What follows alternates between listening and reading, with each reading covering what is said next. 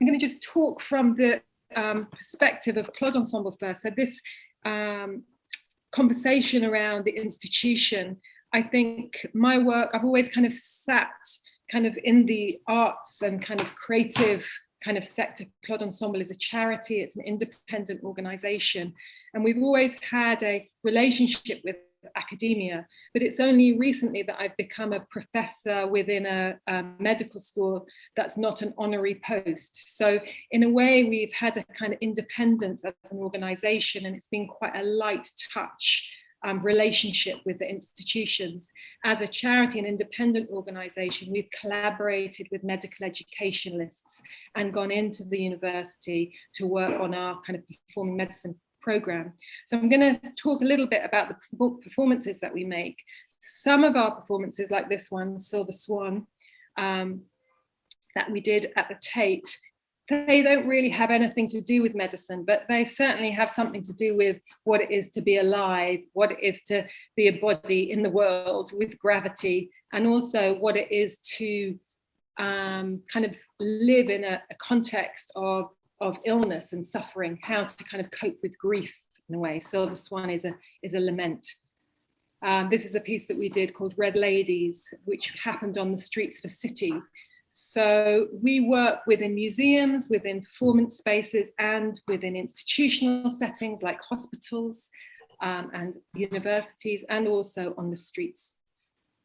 We also do a lot of participation projects. This is a project that we do with elders, called Extravagant Acts for Mature People. So we have lots of different audiences, and we adapt our work accordingly. And as I said, we do this big project called Performing Medicine. So the first show that we ever made was called The Feast During the Plague, and that was in 1995. And that was also a time when the kind of arts world were thinking a lot about HIV and AIDS. And we made this piece based on Pushkin's Little Tragedy. We drew a lot from artworks. I've always drawn a lot on Bruegel's work, where there is a kind of understanding and acceptance of death, but also always a kind of feasting and a carnival. And so these themes really have run through our work over 25 years.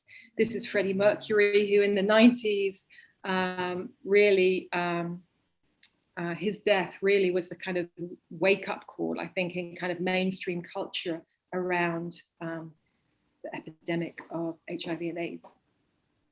We then went on, although we've always done performance work that doesn't have medical themes, there is a strong kind of stream of work that does. This is a piece called Kiss My Echo, and really used a metaphor as medicine being a grand romance. So a grand romance between the public and the doctors, and within the piece itself, there was a romance between two doctors. We then went on to make a piece later on called Under Glass, which is really kind of part gallery, part medical laboratory, where all of the performers are in glass vitrines. This is Sachi, who's in a jam jar, Angela in a big glass with water at the bottom. This is Sylvia, it's a kind of this vitrine the size of a double bed with grass in the middle. That one was called End of the World Cabaret.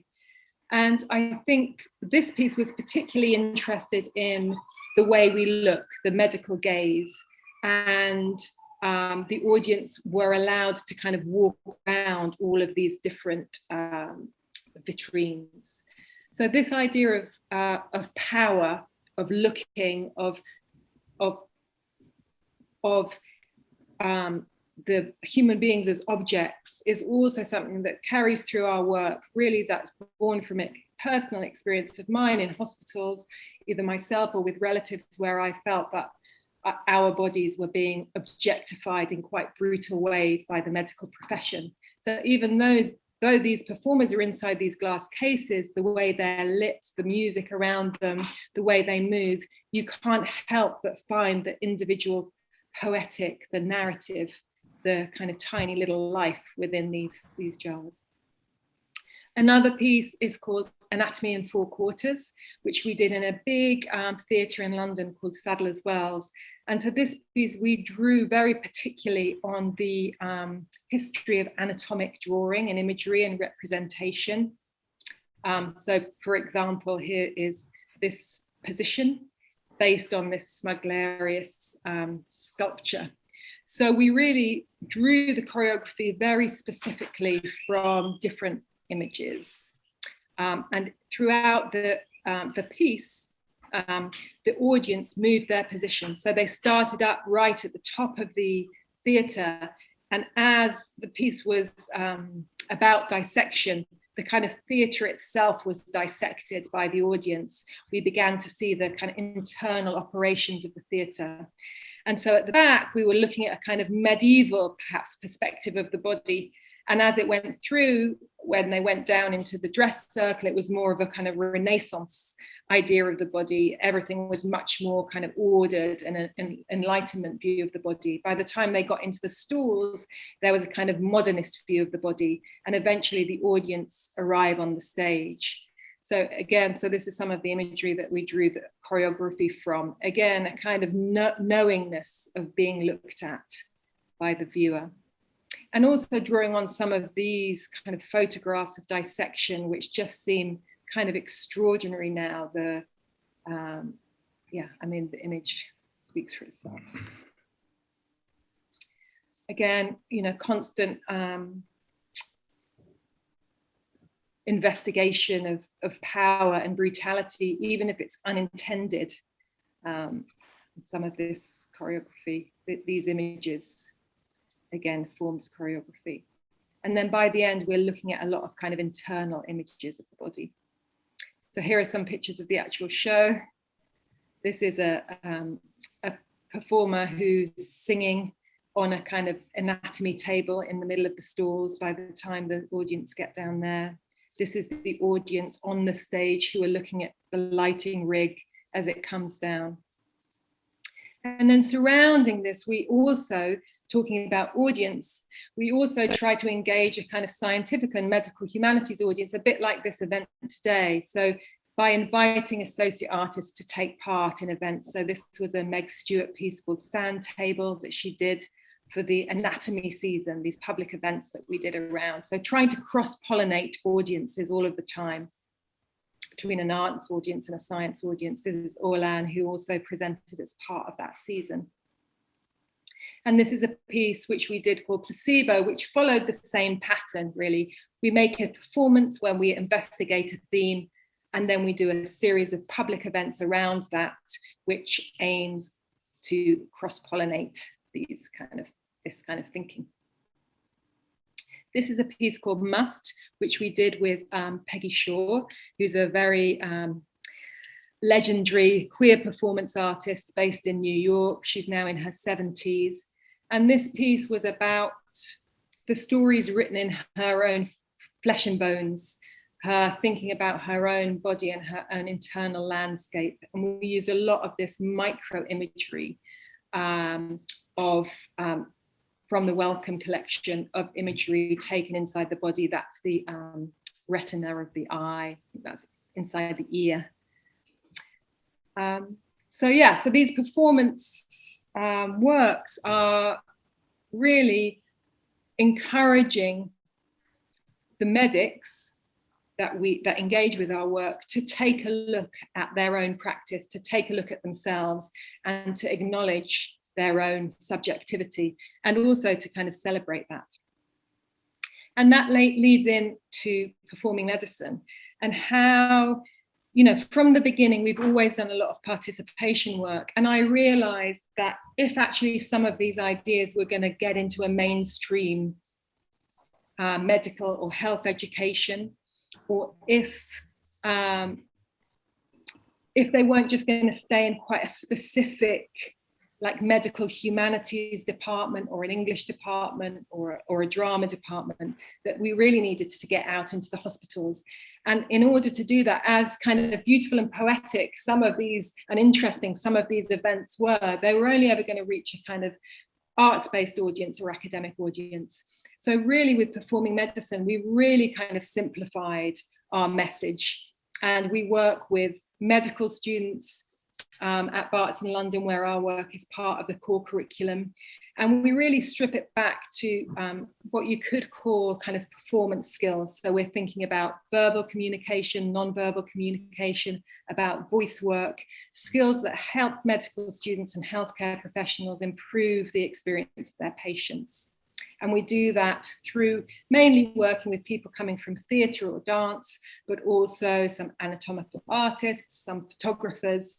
So also making sure that the work that we're doing with them is really, really practical, that it's not about PowerPoint presentations, that people are in the room or even over Zoom doing practical exercises. So the how they're being taught, there's as much learning in that as there is in the what is being taught. And we produced a resource called Circle of Care, which is a framework for thinking about medical education, arts and medical education. I can give you the links to the website if you're interested to see the whole animation, but basically we kind of reduced what arts in medical education is to a set of skills: self-care, verbal communication, non-verbal, appreciation of the person, spatial awareness, learning from success and error, decision-making, leadership and teamwork. And we did this in association with a doctor who works a lot in emergency departments at A&E.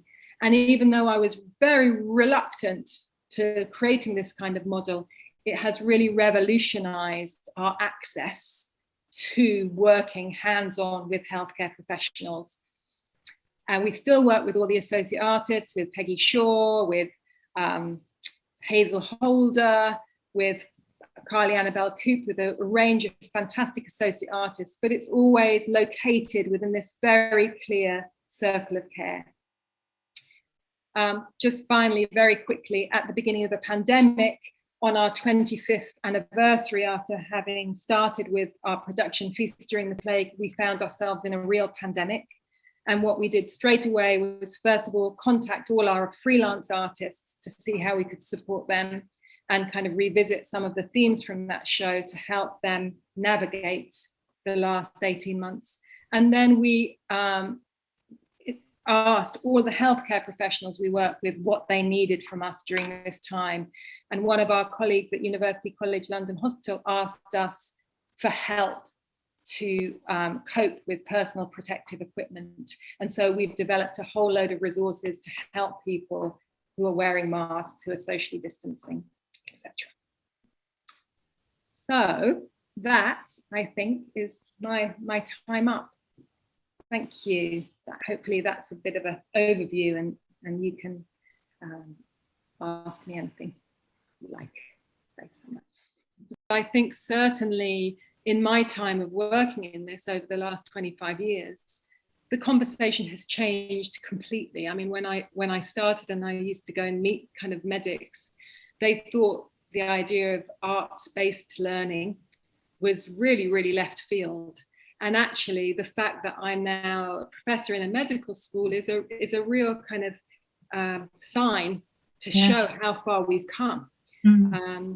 I think within universities, there is much more of an interest in interdisciplinarity. I think it's quite clear now, the complex challenges that we're facing, both in terms of health and long-term conditions, that people have really complex needs, but also in terms of, environmental crisis, that we need interdisciplinary approaches to that. So I think, a kind of mainstreaming of the idea of interdisciplinarity is kind of certainly happening, and that the medical schools and the healthcare professionals are really open to different ways of learning. I think the practicalities within a curriculum, the fact that it's so packed for medical students and there's such a competition for time is an issue. But I think the more of this kind of work that can happen, and the more that we can get it on the ground so that nurses and doctors understand the benefits for them, the more this kind of work can continue to build build momentum. And I think the pandemic has really actually opened some big possibilities for that. Within Britain, there's a whole social prescribing movement that started, where arts and culture are prescribed by GPs and doctors, by general practitioners. So yeah, it's an exciting time, and it's certainly changed since the 90s. We have a team of associate artists from lots of different backgrounds: dance, theatre, visual arts. I think you're absolutely right that it can be very exhausting, and because a lot of the work that we're doing with healthcare professionals is about self-care, is about preventing burnout. It's really important that we also apply that to our own team. And I think for a lot of artists working on the front line of healthcare, as you say, can be very exhausting and demoralizing. So we have quite a kind of clear set of guidelines about how the artists that we work with are supported, that we have enough time to prepare properly, to debrief properly, because otherwise it's just a kind of, you know, if we're saying to healthcare professionals, in order to be able to care for others, you need to really understand how to care for yourself as part of your professional practice, we have to try our utmost to do that, you know, to walk the talk.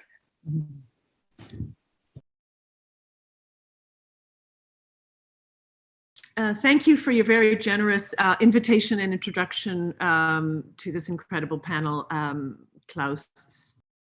This is really a joy to be with everyone today. So yeah, I'm the Florence and Frank Bush Professor of Art at Washington University, and I have quite a number of courtesy appointments. So kind of touching on Suzy's point about needing to really stretch those ideas and really push against the boundary conditions that separate different disciplines, which can be very, very challenging at a research institution. So I'm also a faculty fellow at the Institute for Public Health. Recently, I've been asked to be a faculty affiliate at the Center for Humanism and Ethics in Surgical Specialties at the School of Medicine. I have been teaching now for about 7 years, a course called the Art of Medicine in Arts and Sciences in Medical Humanities. And I'm also the Medicine and Media Arts Fellow, the inaugural fellow at UCLA, which is a new program under the umbrella of the Art&Science Center, which is connected to the California Nanosystems Institute. And I also run the New York Laser program in New York with Ellen K. Levy. And so the two places that I really intersect with medicine, because I am a visual artist, I'm a multimedia artist. I'm not an expert in performance theory per se, but I'm a lot of my work focuses on medicine as subject and topic. So so really the places where this gets explored pedagogically is through a course I've been co-teaching for many years now with Rebecca Mess-Barger, Shanti Parikh, and Piroshka Kopar, called The Art of Medicine. And in, of course, medical science and in its development over the past 3,000 years, it's explored ever more intricately the hidden landscape beneath the skin and has sought to understand, preserve, and enhance the well-being of the body. So this notion of health, right? What is it to be healthy? And it's an interdisciplinary school course at the intersection of history and visual arts, and it offers students this singular encounter with Western medicine from ancient times to the present day. And it also is confronting contemporaneous issues driven by the discourses of medicine, because artists today are both mining content from the field and embracing the use of the corporal body in their work, at times refabricating the body in new and challenging ways. And of course, likewise, a growing number of contemporary exhibitions linking the arts with medicine address ethical issues in medical practices, and also biotechnology is seen from the perspective of the non-specialist. So, so this art of medicine is something I've been involved in for about 7 years or so. And the other place where I'm really diving deep is through this Medicine Media Arts Fellowship, which is acting as a conduit for advancing new projects and artistic research that reimagine the human body, notions of embodiment, the post-human era, the effects of the environment on our bodies, and our sense of well-being overall, which I think is at a crisis point in the world today, particularly in this, of course, time of pandemic conditions. The exchange between media, art, medicine, and the medical humanities in particular has the capacity to foreground the critical role of art practices in negotiating the human experience. So my course swims across a number of areas that Suzy touched upon: representation in the medical gaze, what is it to produce art based on what gets performed in the operation theater, illness, healing, and repair, and notions of performativity that are so familiar to us through artists such as Hannah Wilke, who very courageously documented her treatment for, I think, a lymphatic cancer that eventually took her life, but where she's sort of performing herself as the subject of Mary Magdalene, and then performing disability. We have Amy Mullins and her work with Matthew Barney. So we really get into other bodies and other forms of ablement or disablement. And of course, we get into what it would, transhumanism really by way of rewiring the circuitry of the brain by way of refabricating the body. So we talk about the spectacular body and the body as material in this course. P. Orridge, who identifies as a pandragyne, the ways in which artists such as Orlan or P. Orridge engage in bioelective surgeries to refabricate themselves, and then what this ends up doing in terms of performing new identities. And P. Orridge was kind of an amazing, he and his wife are kind of amazing artists, both of them engaging in multiple surgeries to try and look as much as possible like the other. So, and then of course, the incredible artist Simone Lee, who will be representing the US at next year's Venice Biennale. And she works a lot with the notion of medicine as metaphor, looking at race, community healing, and the unfortunate fact of kind of racial hierarchies and how these play out in the delivery of medical care. So this is her in front of a series of herbs, and she's looking at care and in a much broader sense than, of course, the history of Western medicine, and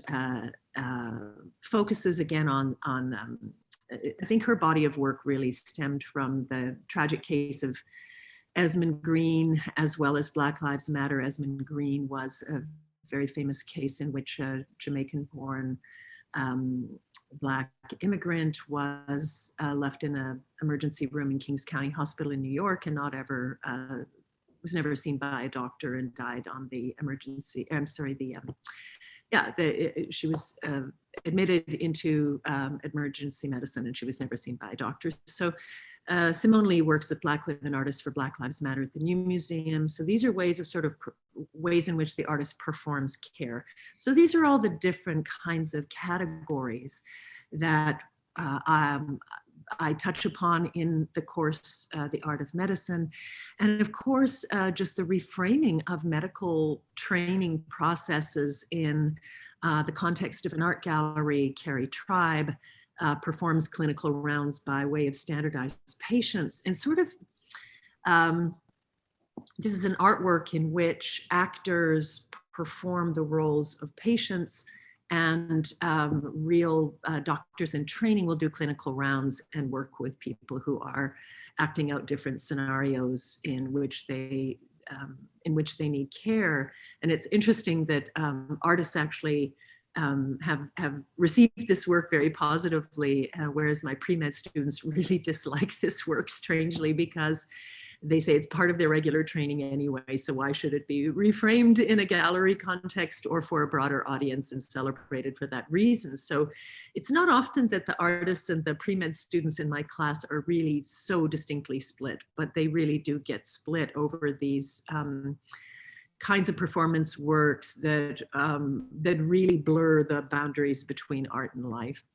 So my own interest is in the, because Klaus asked me to talk a little bit about a current project that I'm working on that's taken many, many years to complete. But I'm interested in the scientific study of crime, which of course started with a Cesare Lombroso in 1871, where subjects such as the one that you're seeing here are measured with calipers or craniometers, and they're really measured for so-called disproportion of their faces, the micro and macro features of the face. And these sort of pseudo-scientific theories were sadly accepted in 19th and 20th century Europe with some pretty devastating consequences for the subjects, of course. And what's interesting about this is the human drive to understand personhood and personality, right? So if we fast forward to our current day, scientists are still interested in this topic, but they've discovered much more sophisticated ways of developing compelling arguments for genetic or neurological components of criminal behavior, such as blood flow to the brain. So what you're looking at is fMRI. And this sets up some very controversial, politically charged nature versus nurture arguments, because if we say your personality or your criminal behavior is biologically determined, then this can be a kind of pardon to the subject, whereas if we say it's socially determined, this becomes deeply political. So, but what's curious is the human drive to understand personality by way of these sort of biological features that can be pictured or visualized in some way. We still have that desire, right? We have, this is a wonderful Mark Cohen at the Semel Institute at UCLA, and he's fitting me with a geodesic hydrocell sensor cap, which reads brain activity. So we've come up with all of these ingenious ways of sort of picturing ourselves by way of having a deeper understanding of selfhood, personhood, personality. So a number of years ago, I was invited to be a Francis E. Wood Fellow at the Müllner Museum in College of Physicians. And this is the Grinning Wall, which was a wall of skulls, a collection put together by Viennese anatomist Dr. Josef Hertel. I found out a few years later that the rest of the collection is in fact at the Narrenturm. And spent some time there with Edward Winter as well. So I began working with medical collections probably about 15 years ago, maybe 12 years ago. And I began working on a project called the Mutable Archive, which is a multi-layered video project that alludes to renewed nationalistic obsessions with othering and with difference. And for me, this is the reason to access a historical collection, is to think about the ways in which, for example, othering and difference, which was a sort of form of violence that was perpetrated on these subjects in the 19th century, is still alive and well today. So. So I produced a series of photographs of 19 subjects from the Müllner Museum here, and I also photographed the accompanying archive cards. And we know very little about these individual subjects in the collection. So you have, for example, you have Francesca Secora, who was a celebrated Viennese prostitute. So there's a fair amount of information that's been inscribed onto her skull. And then you have the Dutch suicide. And you can see here that information is tacit, because years later, after the archive card was made, we have people questioning the provenance and the history of this particularly intriguing subject. So what I'm doing is I'm producing this photographic series of works and then creating a final compilation of very richly textured 4K videos that seek to extend kind of abstract perspectives on who these subjects might have been and why they ended up in this collection, and about the specimens themselves and how they can shed light on contemporary issues related to identity politics, which include, of course, gender bias and racial profiling. And you know, the collection really demonstrates the fictitious foundations of the human taxonomy itself. So, so this is what interests me about this collection. So I've invited a series, well, a group of artists, medical ethicists, an opera singer, a spiritual medium to write speculative narratives based on the small amount of information that they have about each subject. And then those invited script writers perform their script either as audio or as video. And then I work with a choreographer, former master's alum from the program I was directing here at Washington University, the MFA program.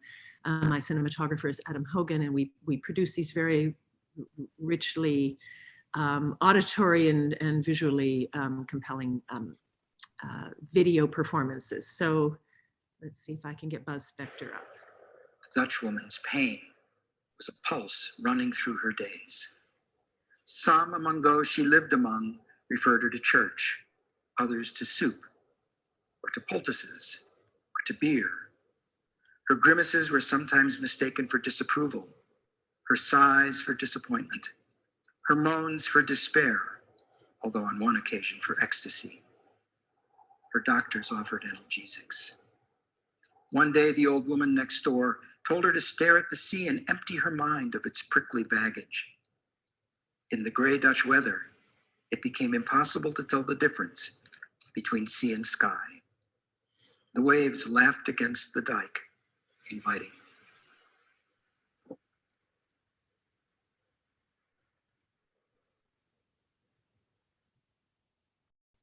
Actually, I have a question slash, yeah, it's a question, which is, I found it very interesting when you were talking about the craniology slash phrenology, which is like a method of othering people, which I have worked on also in connection to face moldings, which were popular in science, also to measure the face as a means to describe someone's like features in connection to their character.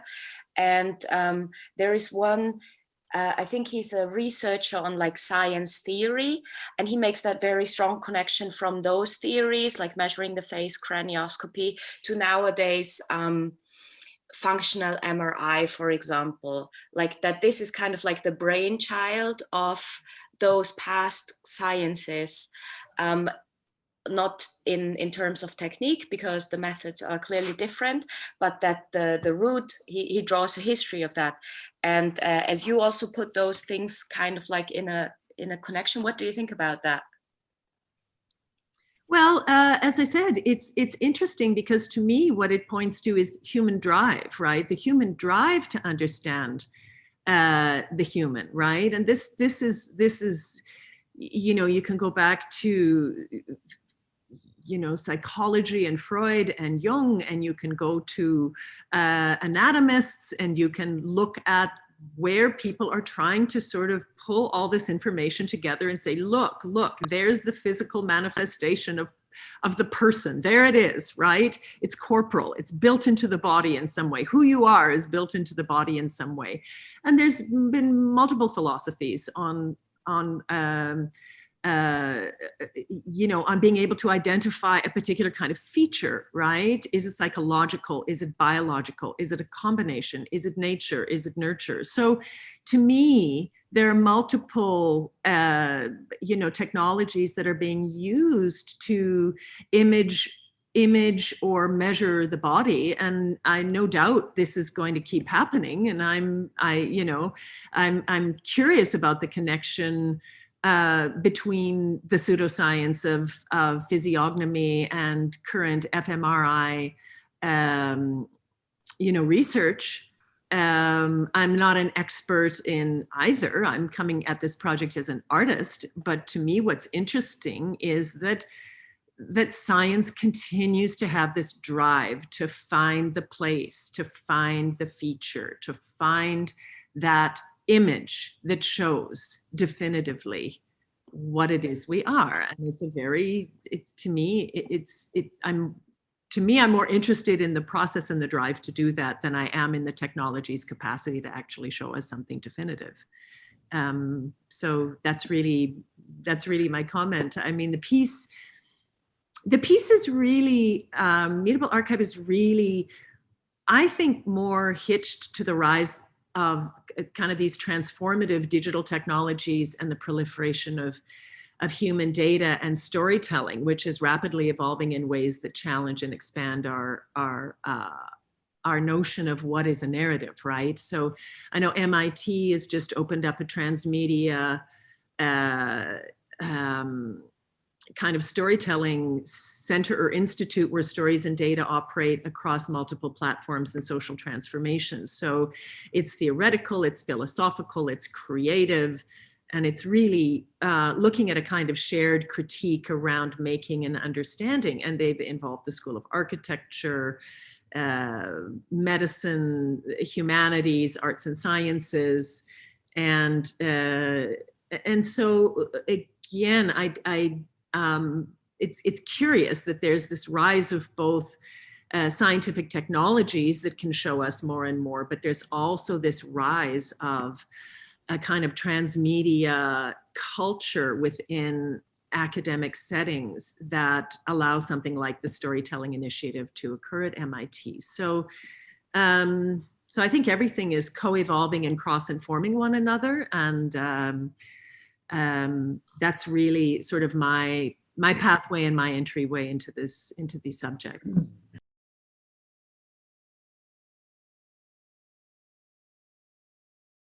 In my quick introduction, I wanted to say that I studied visual arts and performance, but also I studied dance, or I have a background as a dancer and a choreographer, which you will see also in my work, like that I approach it also from a very physical, somatic level. But I work both in black boxes as well as in white cubes, or I like to shift these in between realms, so to say. And the performance I want to present today is called Mother Tongue.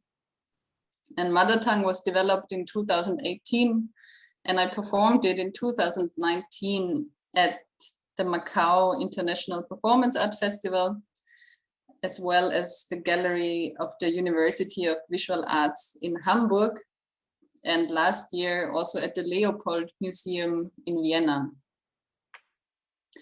And Mother Tongue, I write on a gallery wall for more than 1 hour. I write the words Mother Tongue in different variations. Like after a while, or eventually, these words, Mother Tongue, or the repetition of the words, drift off to unclear signs or unknown letters, and variations appear like mother tongue, her tongue, here or there, their tongue, my massive tongue. Sometimes the audience becomes part of the performing body by holding the plate with the color into which I dip my tongue. And meanwhile, on the wall, a tongue-written graffiti appears, an absurd document consisting of color, saliva, sometimes blood when the tongue gets scratched on the rough wall, which stays permanently until the wall is being removed or painted over. Mother Tongue connects thoughts on language and identity, not only through spoken and written language, but through the body's own organ of speech, the tongue. And for me, Mother Tongue describes also an ambivalence between sign and meaning, between the self and the other. Along with the fact that myself, I've been raised bilingually and also within 2 cultures. So I draw upon this biographical experience that also touches current global political and social discussions.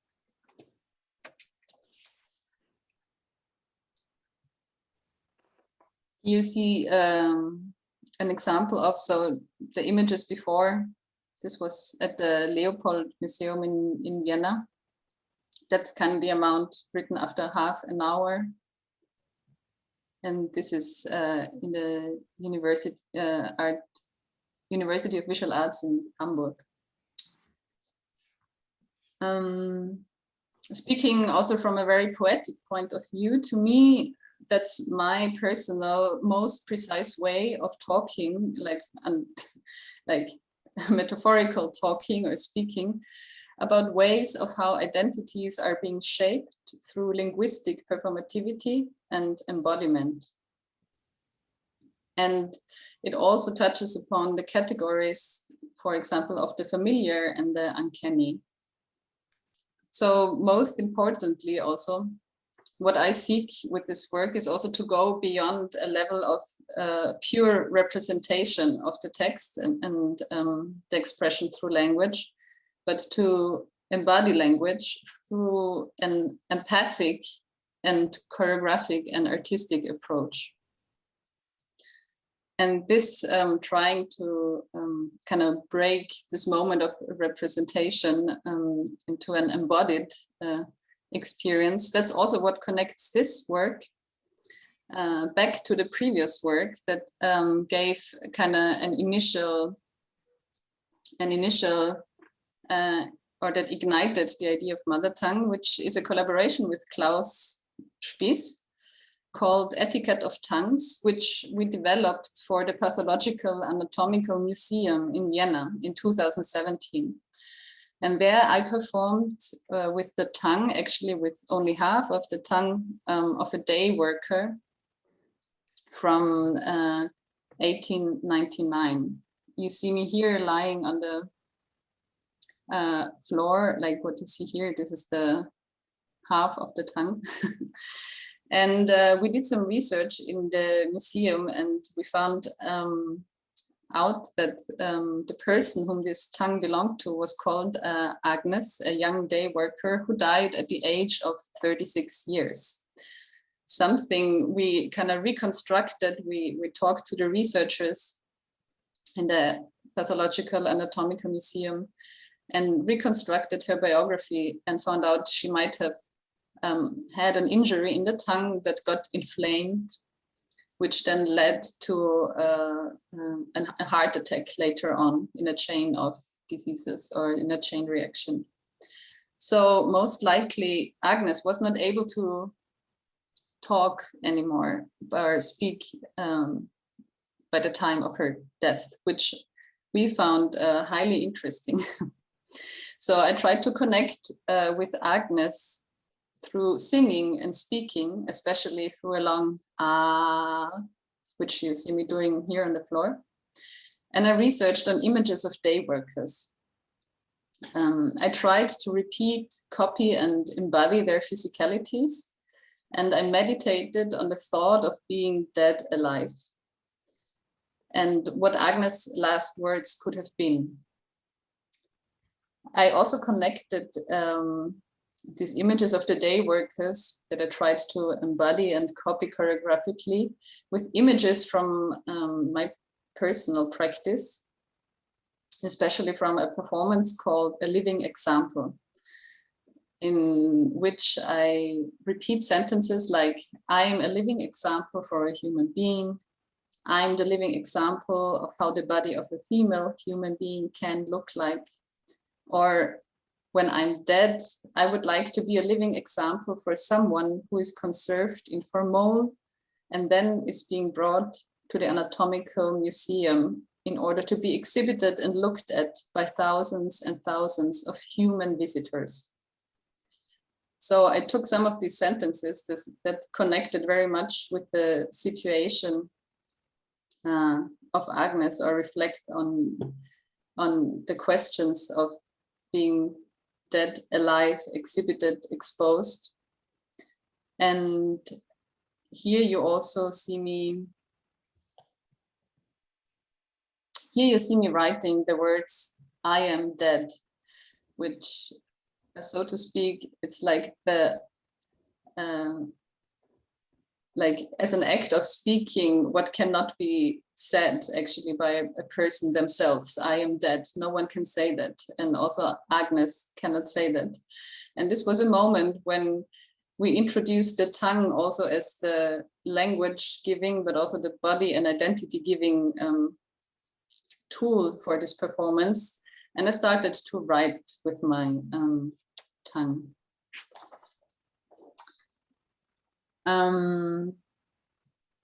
So on the one hand, the goal was to connect with Agnes on a level of reactivating her presence through my performance in such a way that I would say that I'm being spoken by Agnes and together with Agnes. And I think this is an important fact, as it means that the performative practice stays not only on a representational level or a level of just trying to reenact something, but it reaches beyond into a level of embodiment and reactivation of presence. And here you see, very curious, very interested and concentrated audience that we also invited in the second part of the performance into a kind of meditation setting where they could also experience, like there was a text talking about language, identity, and they could also connect with their own, like within this pathological anatomical museum, they could relax and connect with their own somatic awareness and questions of feeling alive, and all the ambiguities and ambivalences coming along with that.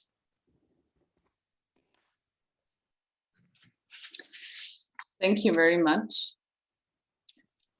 That was it from my side.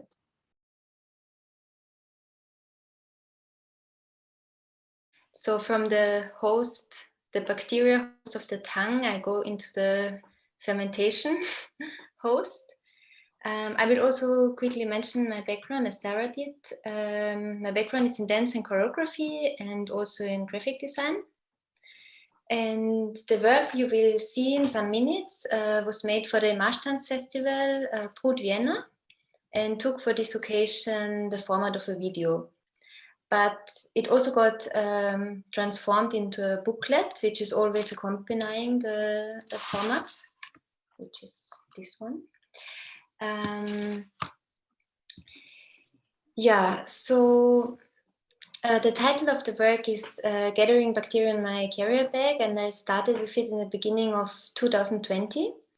And by this I mean I started to experiment with kombucha fermentation, which is a symbiosis of bacteria and yeast, and actually not knowing back then that it will become an artistic work. But besides doing these activities, I came upon different people dealing with fermentation in a broader sense in their artistic practice. And one of the first discoveries was Lauren Fournier, who uses fermentation as a method and metaphor, and the preservation and transformation aspect of it. And she started a curatorial project inviting multidisciplinary artists across the world, creating exhibitions in different cities.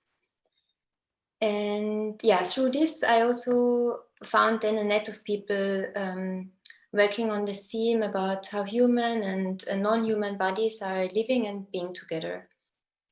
So in this performance work, my emphasis was to decenter the human performer and also highlight the performativity of other than human bodies and give also space to them.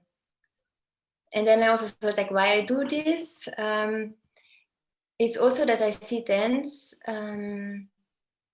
kind of as an own body, which is not necessarily connected to the human body or to like self-expression of the performer.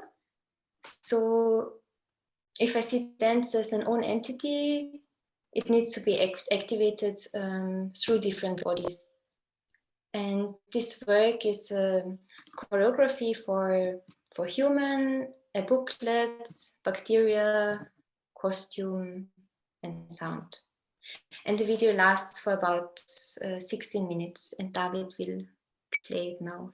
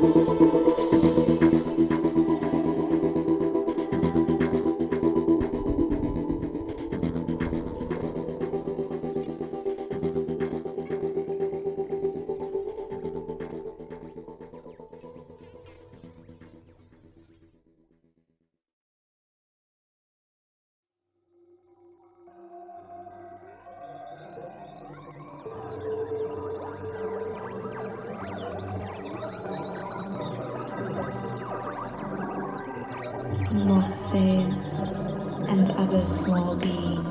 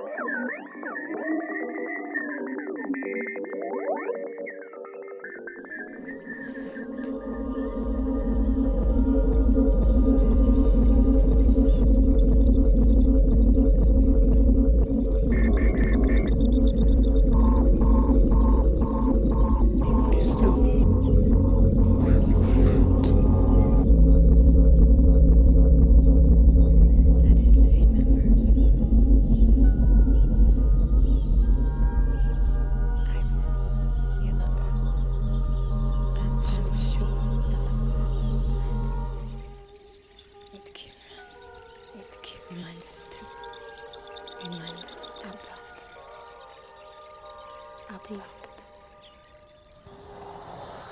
deep.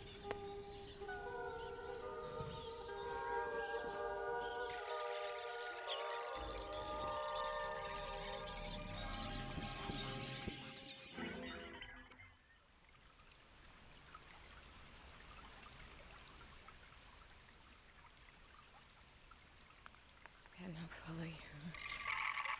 Can I borrow your Can I find the language of caresses together? Can we find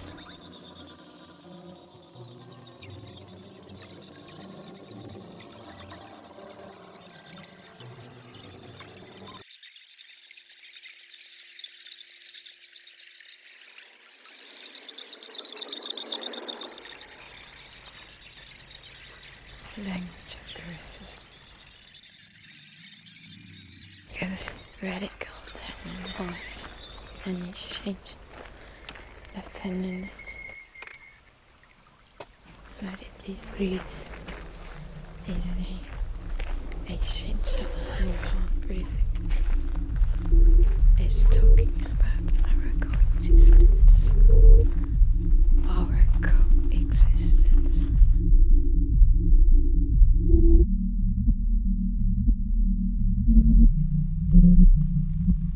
Deeply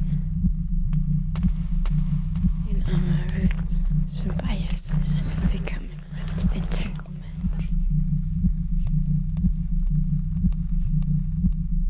Also becoming with dear plant sisters.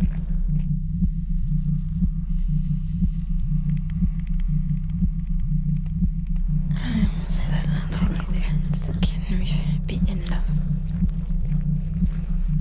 The taste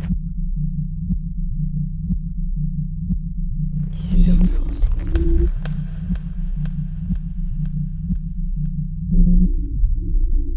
It's still salty.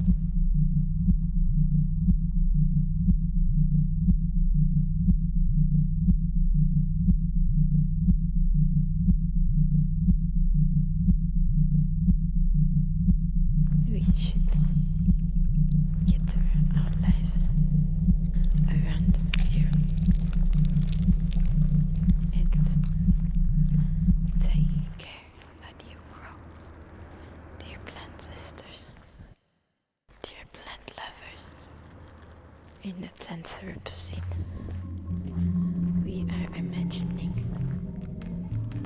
there is more to be alive.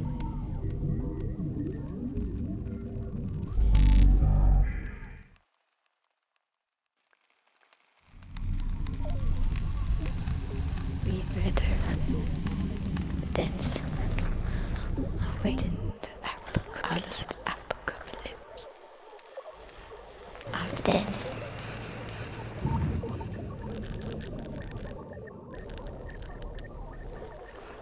In common with the plant friends.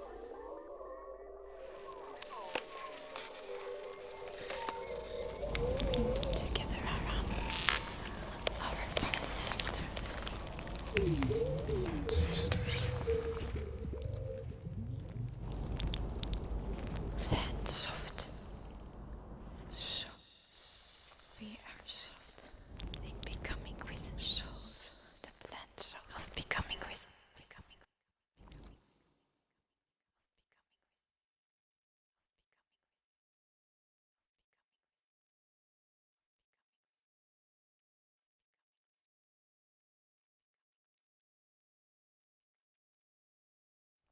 Is it the freedom? And we are blessed.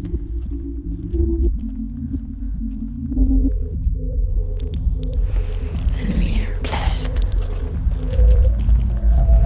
And we are blessed. And we are blessed. I dearly wish we can become together. I deeply wish. Tangled in the universe.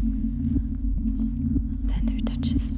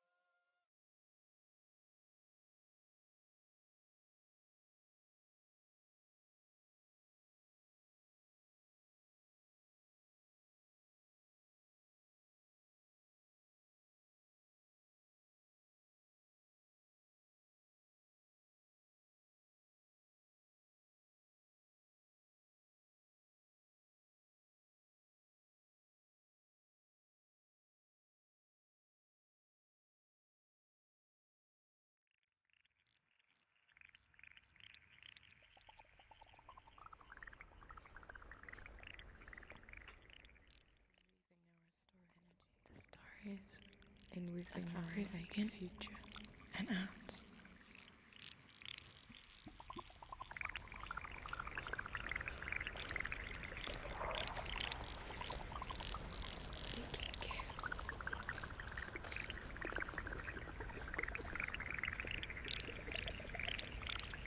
Taking care of our collective confabulation.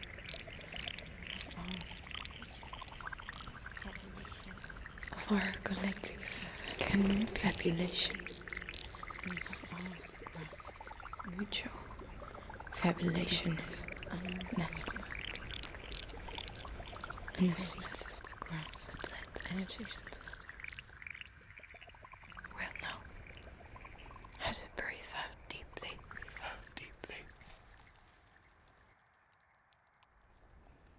The blend sisters. Well, now, how to breathe out deeply. Curiosity. All it requires of us is attentiveness. All it requires of us is attentiveness.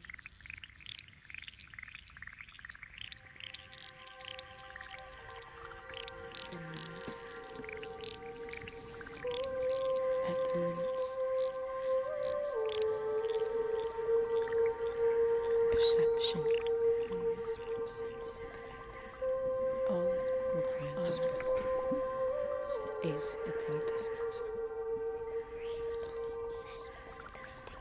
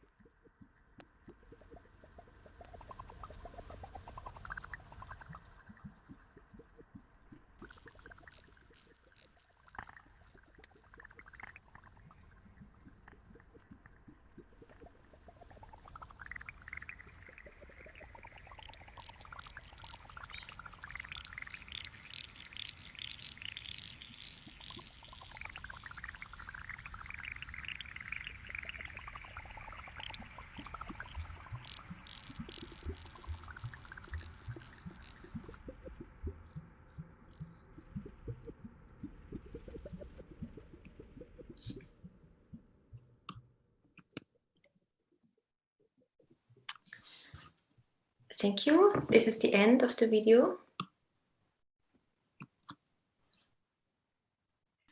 I mean, I suppose the way for me to think about it is, well, firstly, in the film, which is very beautiful, is that there's a real sense of kind of visceralness, the kind of fleshiness. So it takes me down all sorts of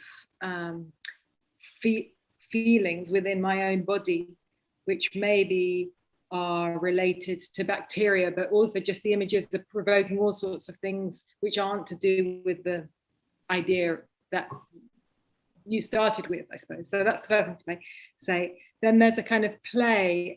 I see it as a kind of play between these different aspects of performance. And in my background, I studied with Jacques Lecoq, who's a physical theatre practitioner, and he thought of a kind of poetic body and of copying the movement dynamics in nature physically. And it felt like somewhere that's what you are kind of doing, is understanding something through understanding the movement dynamics. I don't know if that's right, but yeah, so how does something move? And then you translate that so the human body is just the way of, it's not about the body, it's about the kind of movement dynamic of the thing.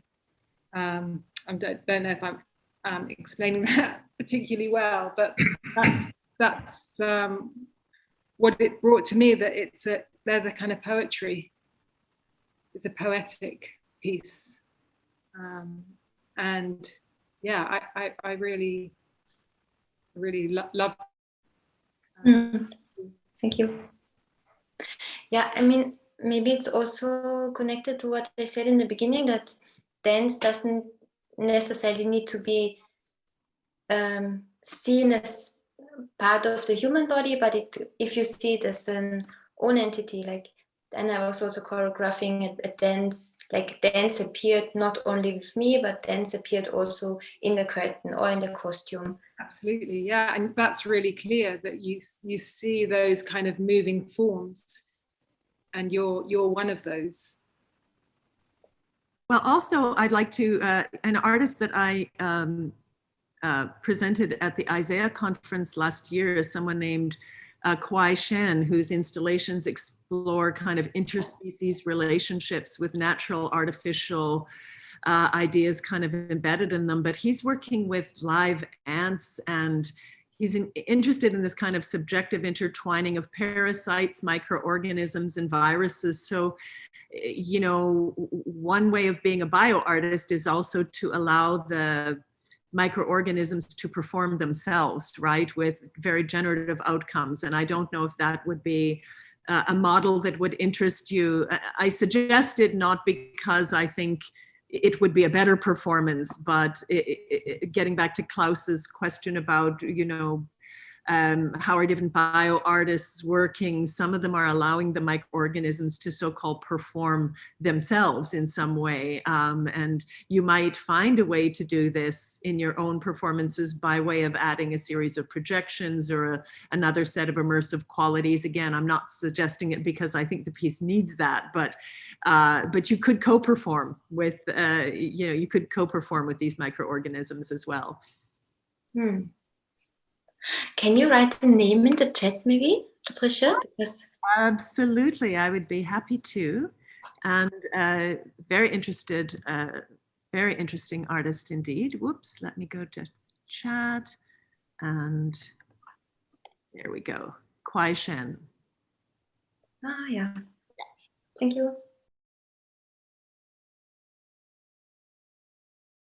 I really enjoyed the presentation so far. And I think I might be the only one not doing performance. Like Patricia, you also talk about a lot about working with artists who do performance. And in my work, the performative object, as you said before, with organisms, is are other things. Although I will talk a little bit about other kinds of ways in which these elements that are part of my work perform for themselves. So I'm gonna start sharing. Can you tell me if I move? Did you see it moving? Yes, all okay, good. Perfect. So this is the work that I wanted to present today, this and another one. This work is called Allotropy of Mind, and it is sort of a self-portrait in the amount of carbon in my own body. I've been very interested in carbon as a chemical element and as the chemical element that is responsible for the existence of living organisms on Earth. And on this, also on the carbon cycle. I think this is really, really interesting. So what I did for this piece, which this picture only shows a little bit, this was at an exhibition at the Cavendish Laboratories in Cambridge. I divided in every glass bottle a part of my body, and according to the weight of the part of the body part, I showed the amount of carbon that would be responsible for creating that part of my body. So yes, this is only a little piece of it, and it was a whole shelf filled with my body. It was kind of like a self-portrait in carbon, and I didn't use an exact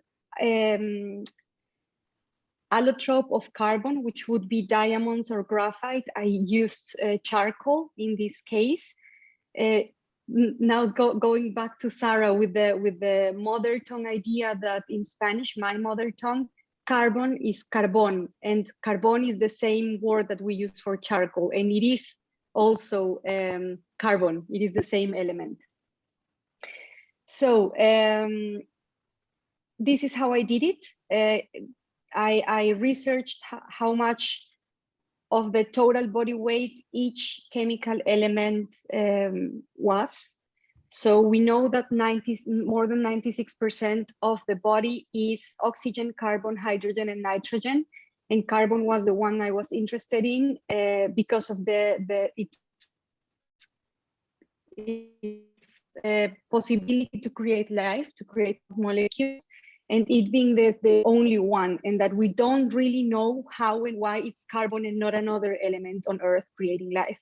So what I did was, if my weight was 60 kilos, then 18% of it would be carbon. So I divided this 10.8 kilos of carbon in these little bottles.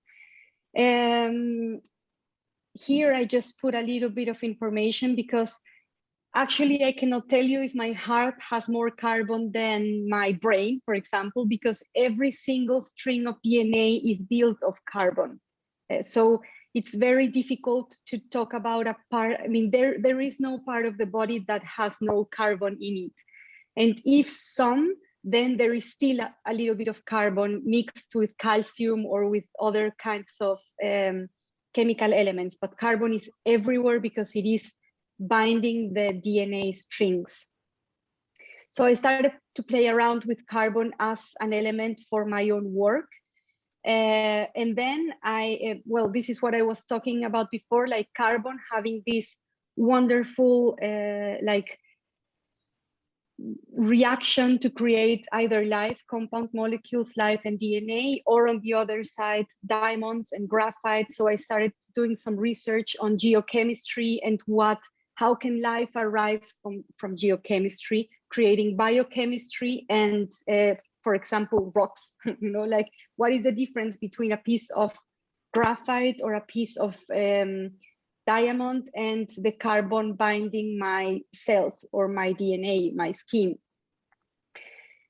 So this became a very long research of mine. I did my master thesis on this topic, and together with researchers from CERN, I invented a new fundamental force, a poetic fundamental force called the force of embodiment, which would be the one that is responsible for this. So I tracked down each chemical element to its cosmic origin. So I really tried to find out where each chemical element was born in space. And for example, carbon, as we can see here, is created when massive stars explode. or when the low mass stars die. So I used this for another piece of mine called Our Celestial Bodies. This was for the exhibition Our Place in Space, which commemorated the 25 years orbit of the Hubble Space Telescope. Yes, so it was here in Vienna. And for this, I just wanted to show that every element that binds our body and that binds everything around us is really created when a star either dies or explodes or merges into something else, or in the case of hydrogen, it's the comes directly from the Big Bang, or, you know, so I really wanted to see this connection. And here I just need to say Cecilia Payne's name, because she was the first person that realized that the stars were made of different elements than the Earth. So she started, for example, seeing that the sun was not the same as the Earth, but was more hydrogen and helium. And nobody believed her, of course, at the beginning. And then years later, they found out it was correct. Of course, a man took credits for it, and now we know that it was her. She received the first PhD in astronomy in Harvard, and I cannot talk about my work without talking about her. So the picture you see on the right is a picture of my collection of elements. I collected every element that I could. Of course, I was missing the radioactive ones in little bottles, like the charcoal I showed you at the beginning, but I did this for the exhibition. I sort of did a cloud that resembled one of the pictures of the Hubble Space Telescope, filled with, every bottle had a chemical element in some form. And for example, on the left bottom, you see iron, which is also found in humans. So when you saw that little bottle, you said, okay, this stone is a pyrite, sorry, and it is made out of iron, and it is the same iron that is in my body, that is in my human body. But somehow it got to be part of the stone and not part of my human body. So the force of embodiment that I was telling you about traces back the element from its creation in space to the place where it lands on Earth. And this idea of the reincarnation of matter and the reincarnation of atoms. So it was also like atomic reincarnation. And I finally did my thesis, like I said before, with particle physicists, because I had to go deeper into matter to find the difference between the different particles and forces. So this is a very important moment, because you have all been talking about the body as a political actor and a social actor and object. And this shows the beauty and the poetic part behind the elements of the body, like where you were actually born in stars. Like 3% of your body was born when massive stars exploded, or 10% was born actually at the Big Bang, at the very beginning. And then on the right hand of this slide, we have a picture of Lucas Villa. He got killed about a month ago by the Colombian police in the riots. He received 9 bullets from a police officer, and he's not the only one. And I needed to use also this space to talk about this. Over 45 people have been killed in the last month by the police, by the Colombian police on the streets. And over 25 women have been raped on the streets by the Colombian public force. So this is like my breaking point right now, like the poetic of the body and how beautiful it is and where it comes from. And on the other side, this idea of the body as a political actor and a social actor, and yes. And the connection between those two things is what we have been also talking about, and what Patricia was talking about also at the beginning, and Suzy.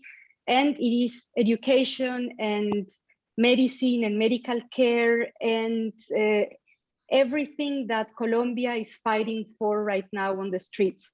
So my idea of this is that we as artists, we have like this big power in our hands, like you have been showing us in your projects and what you have been talking about, to hack these institutions and to transform the academy and to transform medical care and to transform educational systems that don't apply for the rest of the world. So I use a citation by Karen Baratz for this, and she says, feminists were attuned to the ways in which globalizing Western science has a history and a present of excluding women, people of color, people from the global South, and a host of indigenous others. And admittedly, there's also a history of close relations between science and the militarism, capitalism, colonialism, and so on.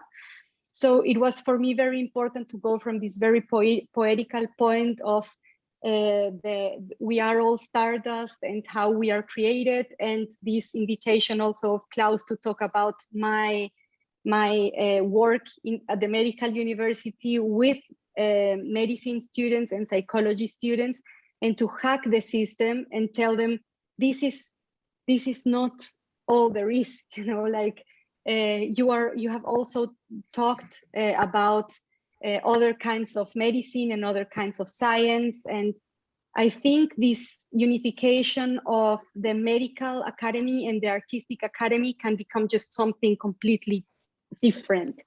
And so my idea as a tutor at the Medical University was a little bit this, like hack the system and decolonize what the students were learning in Vienna. And, you know, like, and now that these riots are going on in Colombia, which is the country I come from, I think I forgot to tell you that.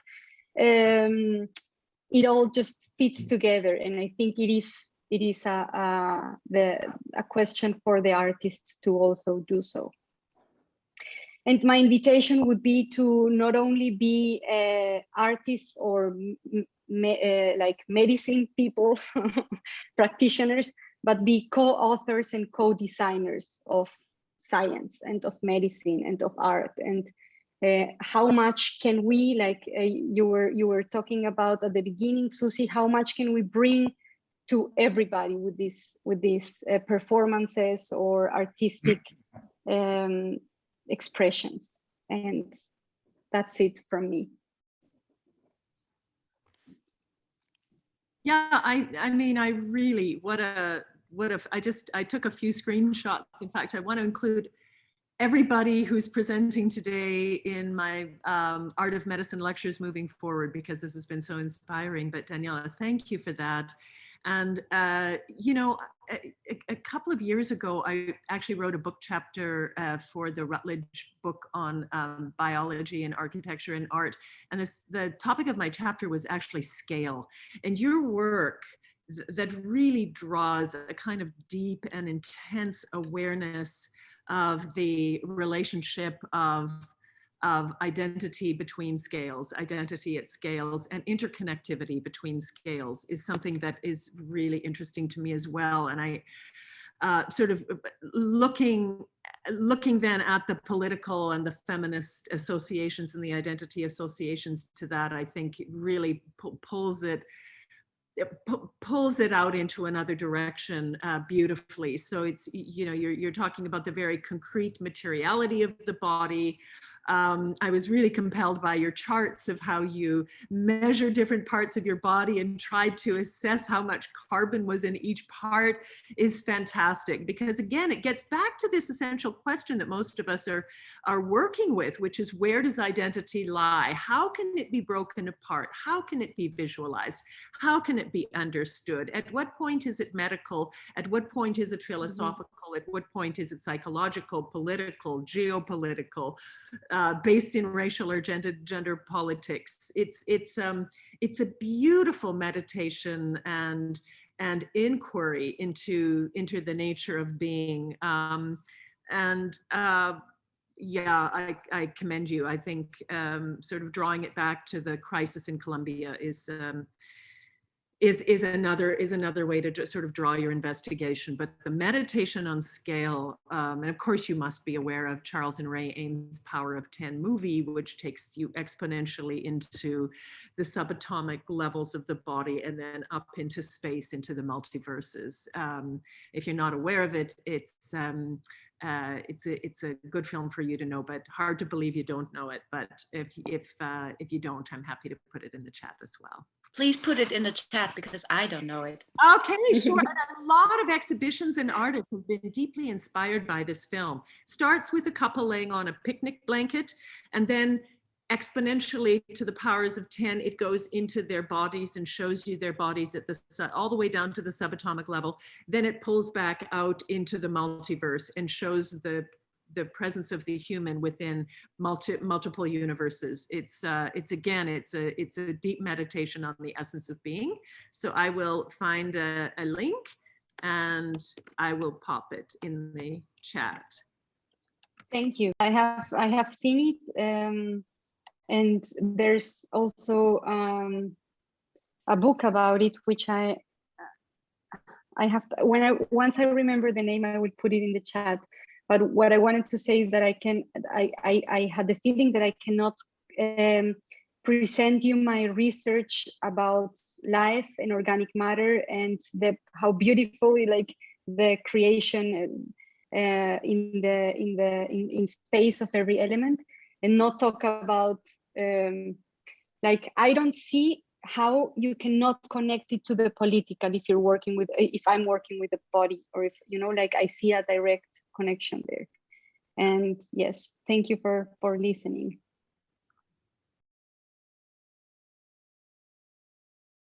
Thank you everyone who has been sticking around. Like the attention span on online formats, my compliments. My name is Laura Stoll. I'm a multimedia artist, which says basically nothing.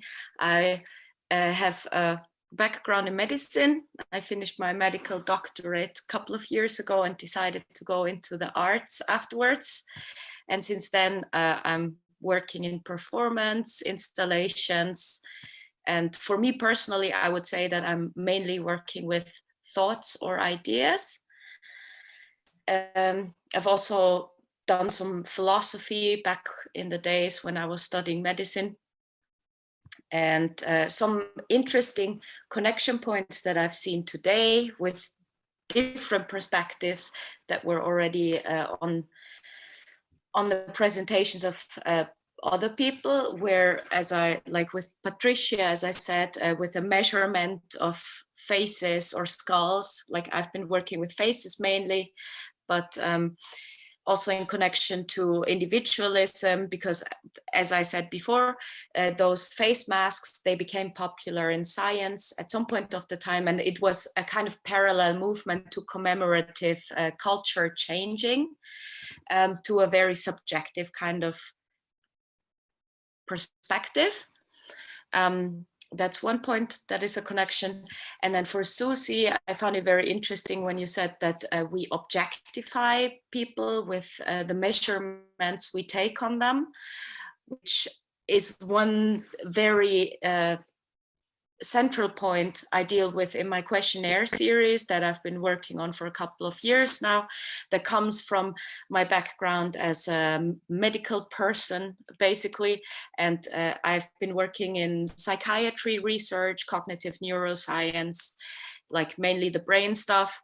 And at some point of the time, I just got interested in how those quantifications are done on a methodical level, and it's always that like thin line between quantification and qualitative research, and also the perspective of like, what do you want to look for and how do you want to look for it? Because if you do it too quantified, then you're very far away from the question that you're actually researching, and if you're doing it too qualitatively, then it's very far away from something that could be statistically put into the system, kind of.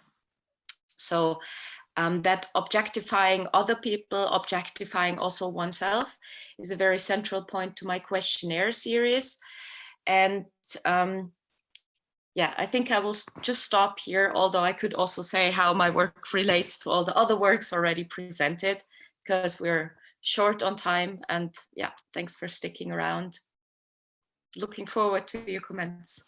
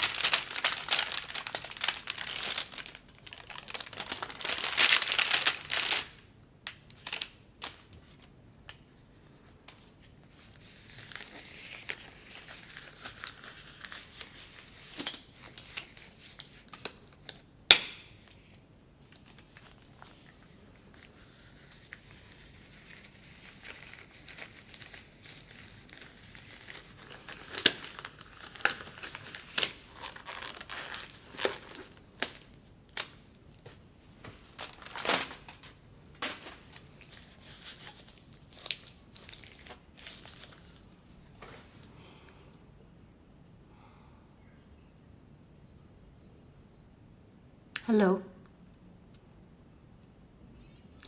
I will ask you a few questions. Maybe some of them sound strange or weird to you, but I ask them to everyone.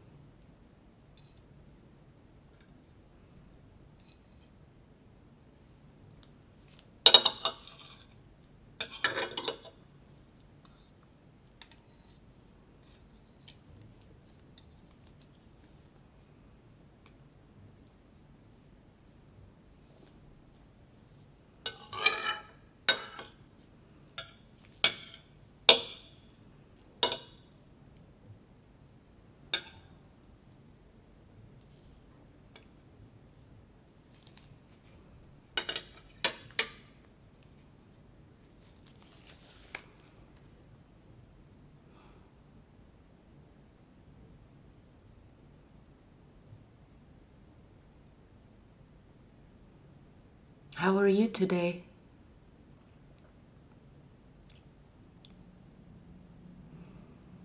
Can you tell me what you think about life and its meaning?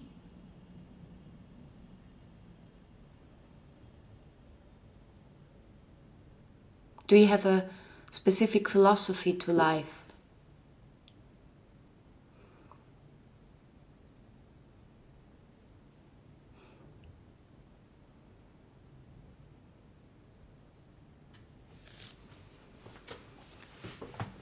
Some people tell me they believe in the devil. What do you think about this?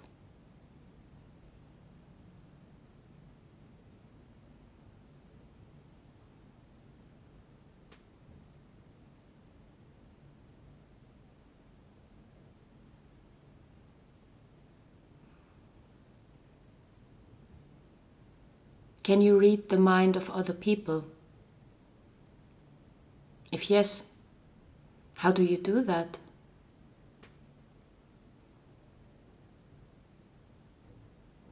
Can other people read your mind?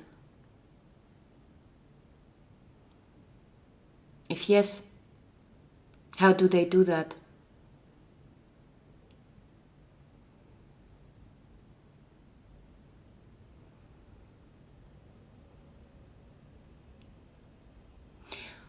Would there be any reason why people would want to read your mind? Anything they would like to find out?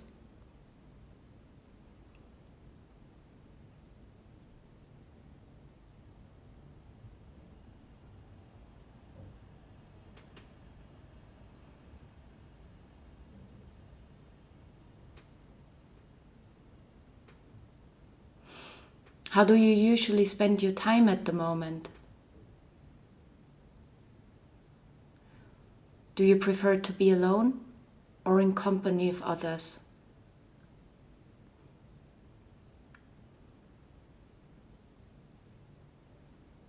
Do you have many friends?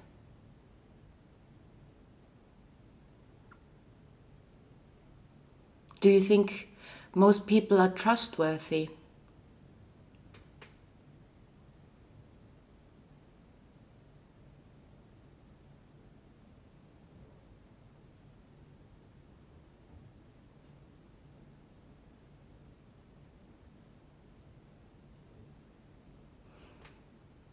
Some people tell me they hear noises or people talking when there's no one there, and nobody else can hear that. How about you? Do you hear voices? If yes, are they good or bad? Are they friendly or unfriendly?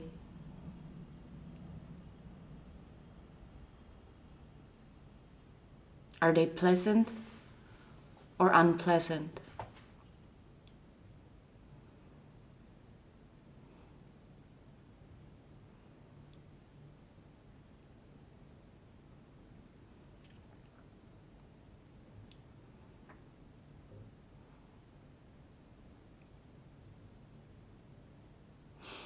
How has your mood been recently?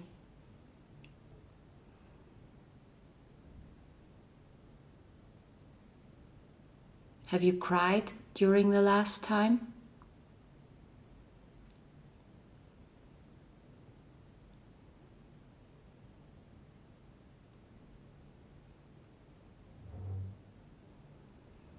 Compared to an average person,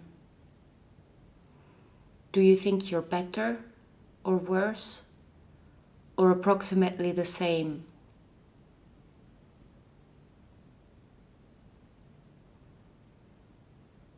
Do you have any special talents?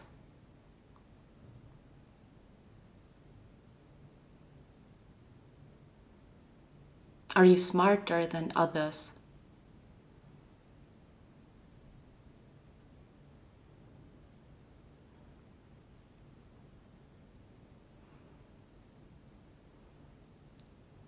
Do you think there's something you're meant to do in life?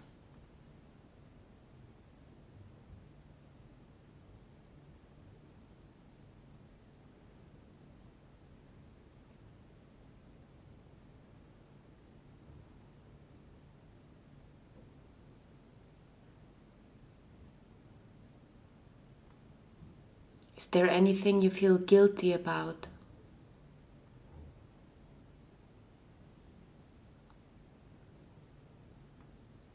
Is there anything you're proud about?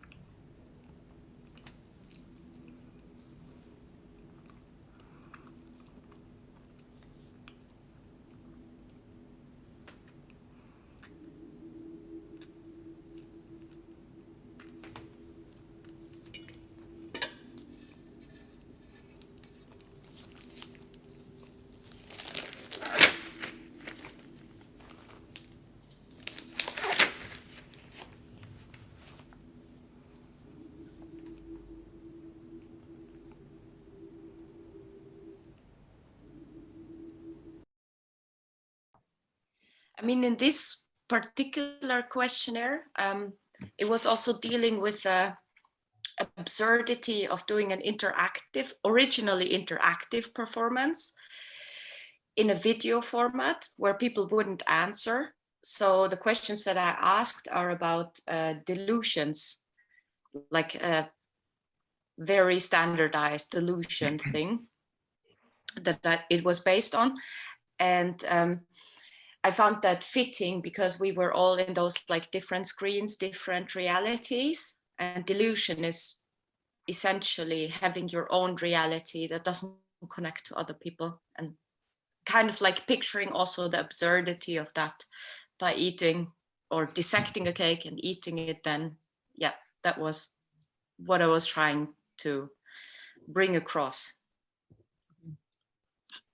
And also with a nod to the contrapositions of science and religion, right? Do you believe in the devil? So the kinds of retreats that one makes into one's mind in the case of, for example, COVID-19 pandemic isolation, right? So the questionnaire means something, I think, quite different when we're all forced into isolation as well. So there's something very interesting about that questionnaire, given the umbrella of the last, 15 months. I feel like this kind of detached observer is something that, you know, really performing medicine began in order to help the young medical students understand that they're being watched all the time and their manner completely affects the consultation. So I think your film did that completely brilliantly. And I think this kind of takes me back to, I did quite a lot of work with the anatomical drawings, Leonardo da Vinci's anatomical drawings, when they were on exhibition here. And what I found about his drawings was this kind of incredible, like delicate holding of a kind of objective view of the body, but the quality of the lines and the art brought in a subjectivity, and I can't really explain it, but this kind of tension, I think, is what is the kind of sweet spot that we're kind of looking for in healthcare, is not to kind of overburden people with our own stories, but to hold this kind of, which I would describe as a kind of state of presence. So your character, your performance in that just kind of points to the hilarity of that kind of position of the medical establishment, because the character is so arch and of course is affecting the way we're thinking about those questions. And then just back to this Leonardo thing, which is strange that it's all come back to that, but the tongue piece at the beginning as well, that I remember in that exhibition, his drawing of the tongue was really one of the most kind of like shocking or kind of explicit, which, you know, made me think, Sara, of your kind of piece. That anyway, so I suppose what I'm kind of coming to is that all of these ideas are just manifesting in so many different ways, aren't they, throughout, you know, hundreds and thousands of years. But from my point of view, as someone who's been working in this area for 25 years, I'm completely blown away at all of your artistry. I think it's so well made, you know, and in a time of a pandemic where you're dealing perhaps with a different kind of form, I just think maybe this has elevated this form. So I just want to, you know, thank you really for making such inspiring work, which is, to me, seems to be operating on many different levels, both within its own self, but also your incredibly articulate and eloquent commentary on your own work and contextualizing of that work. So thank you. I'll hop in there because I really appreciate those comments. And one thing that often happens when the arts combine with other disciplines is that we see a kind of instrumentalization of the arts. We see the arts playing a background role whereby somehow information design, strategic design, visualization plays a supporting role in the advancement of science communication or medicine communication. And it's also a problem with the corporatization of education in the United States. I was actually born and raised in Canada, so I'm not really sure how things are now in Canada, or even how things are in Vienna, I would say things are much better in Vienna, given that the program you're in has generated all of you and all of these incredible works. So I would say what's so impressive about the pieces that were presented today is that you've circumnavigated completely that kind of instrumentalization of the of your own creativity and your own artistic research to really extend very, very important conversations, recontextualize, reposition in very poetic ways, and also ask these really interesting questions that are on these razor edges, right? That don't exist strictly necessarily in the world of medicine alone, but again, we're all part and interconnected in this world that engage the politics, the identity politics, the differences in class and gender in the case of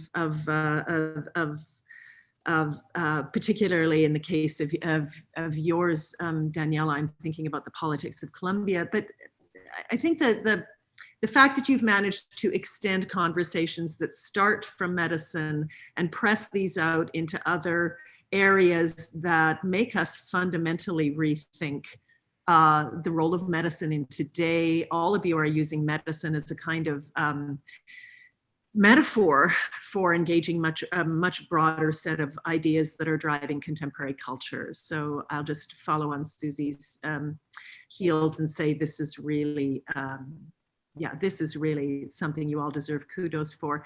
And it is a question, being now in the Center for Humanism, Ethics, and Surgical Specialties, I'm going back and forth with the director of that program, Patricia, who I hope you'll all have a chance to meet at some point. We are asking how can art help to advance questions about medical ethics, right? And we're getting together, we're just sort of chewing on ideas and metabolizing them and sort of making it up as we go along. This is a brand new venture for us. We understand intuitively the importance of getting medical students and artists all together, but how this is going to play out in more concrete ways is yet to be seen. So it's all a marvelous experiment, and I'm excited to introduce all of your work to my colleague Patricia as well. So anyway, kudos to all of you. Really impressive body of work. I'll be reaching out to all of you via email later for some succinct presentation materials. Can I just say one more thing about that, which kind of relates to Daniela's talking about hacking and decolonizing of really, I think we're talking about medicine and healthcare, but I think we need to really not think of arts as the outsiders hacking the healthcare. We're like, stardust, we're all the same thing. So, back to like what's mainstream, like artists really like to be kind of on the edge, and some of those kind of binaries maybe, or, ways of thinking, perhaps we can just kind of let go of now and go, actually, this area has arrived and we can kind of step into it boldly and therefore have some kind of political kind of power to change a healthcare system which is, in need of change, and the people within that recognize that as much as the people outside it, and we're all in that system in some way or another.